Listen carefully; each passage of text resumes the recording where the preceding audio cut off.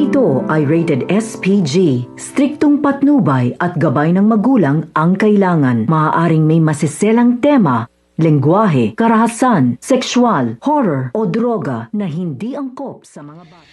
Pipilitin nga ng mga kaukulan ito nga si Harry na ibigay ang embryonic sample nga nito ni Luna at yun ang ipupush ng abogado nila Tanya na makita ang DNA test para malaman kung sino ang ama ng pinagbubuntis nga nito ni Luna.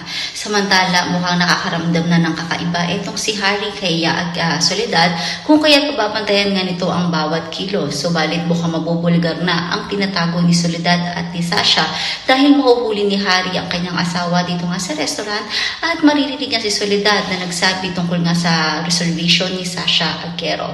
Samantala ngayon na nga ang kaarawan nga nito ni Sanya at ito ay Halloween theme kung kaya't lahat ay naka-costume at talagang natuwa itong sina Obet at Chino sa postura nga nito ni Sky at talagang nagagandahan nga sila dito. Ngunit ito namang si Z ay may insecure na naman kung kaya't gagawa na naman ito ng eksena na palalabasin na magnanakaw ito ang si Sky kung kaya't maglalagay ito ng isang kwintas sa kanyang bag. Ngunit ano nga ba ang magaganap? Yan ang dapat nating abangan dito nga lang sa Senior High.